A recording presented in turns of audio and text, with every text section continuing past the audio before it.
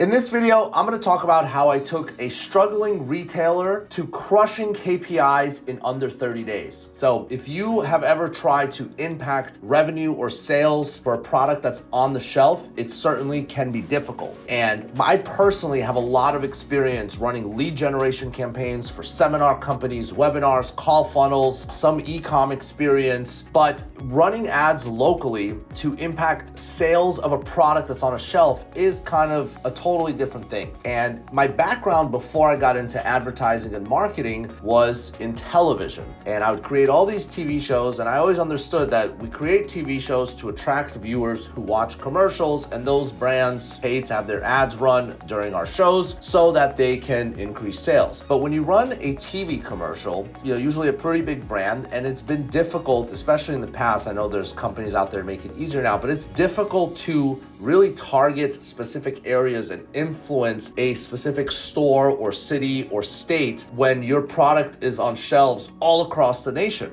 But because I had a lot of experience running local seminars, I knew that there was something that I can do. And because of amazing Meta and their targeting and the flexibility that we have as advertisers running ads on Meta, I came up with a plan that, to be honest, I had never done before, so I wasn't sure if it was gonna work. I don't have any friends that have done it before, so this was completely new, but it more than exceeded my expectations and the client's expectations. When I run ads for seminar companies, I would typically run something like 25 miles radius, right? And so I knew I could run a pretty tight radius. So what I started by doing is running a 1 mile radius inside of Meta around the stores where the product was being sold and where the sales needed to be drastically improved as quickly as possible. And so if you go inside of your ads manager on the ad set level, you can set this tight radius. The strategy that I implemented was using the content triangle. And essentially what that is you create content that answers questions, handles objections, and manages expectations. So this is just common questions that all of us have in the back of our minds. I've created other videos on this, so I'm not going to get too much into the type of content. I'm going to really get into the setup of the content. But essentially with the content triangle, I use founder stories, investor stories, stories of employees and team members who were integral into the creation and implementation of their product. And also we interviewed a ton of happy customers. We went out and created a ton of UGC content. And so we just had a huge variety of different types of people, different styles of content, image ads, carousels, etc. But here's where the real exciting kind of magic happened, right? So the first thing that I did is, since I wanted to control the spend and impact on a local level, I created one campaign per store, right? And so we're in over 100 stores, so it's a lot of campaigns, 100 campaigns. Within each one of these campaigns, I created 30 ad sets per campaign, 30 ad sets, and I'm still adding more, right? We're at about 30 right now. I'm continuously adding more. But what I did is within each ad set, there was only one ad per ad set. And the reason for that, and this is where the real brilliance of this whole thing came in, is I set a frequency cap of 2 times in 30 days. So that means because there's only one ad in each ad set, no ad can be shown to the same audience more than 2 times in a single month. This forces Meta to continuously cycle through all the content. And in some of these markets, right, our audience was like 4,500. In other markets, we're, somewhere like around 80,000. The size of the audience varied wildly across each one of these stores. And I was really concerned about this because I'm used to running ads to 1 million plus audience. Nowadays with, all of the AI implementation inside of Meta, you're pretty much running broad, wide open. So I was really concerned about how this would work, but it actually worked incredibly well and continues to work incredibly well. I was also really concerned about the cost of our CPMs and what those would be.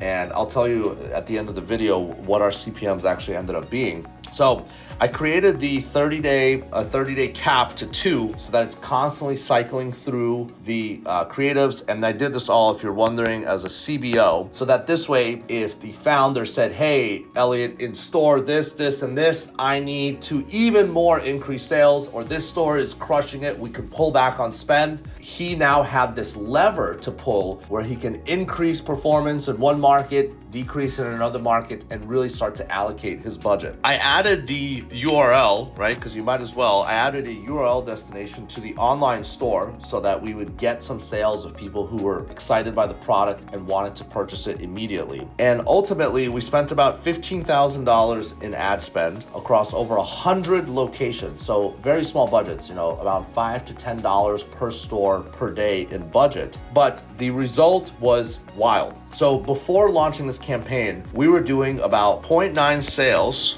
per SKU, per store, per week. The distributor's KPI stated that we had to be doing at least 3 sales per store, per SKU, per week, just to hit our minimum KPI and be considered to roll into the rest of their network, stay on the shelf, and really just keep that shelf space. And as you can imagine, at 0.9, that is an issue. We're not hitting KPI, so we needed to do something drastic. So I launched this campaign, and by the end of the first month, we were averaging 7.9 sales per SKU per week per store, right? And so it was absolutely such an incredible improvement. Now, granted, the company was doing a lot also to, from in-store demos and so on. They were trying to do their part to get their sales up, but they couldn't do it at all 100 stores. So I don't want to take full credit for this, but I honestly could not believe how well this worked and how many people actually came in and started buying the product in the store locally just from seeing the ads on Facebook and Instagram, right? And so 30 days later,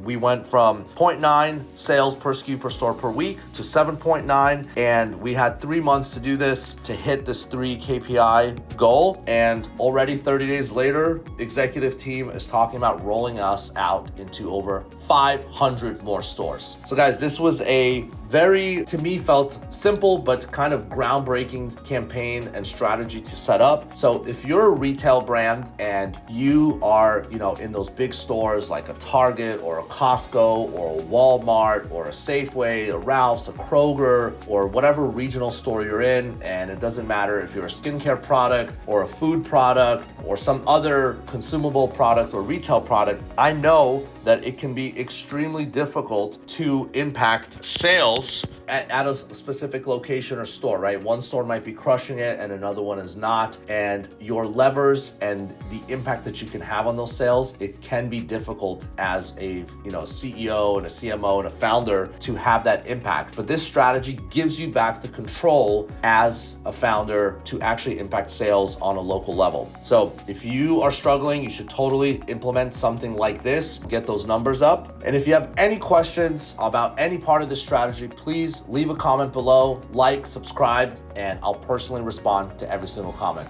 Thanks, guys.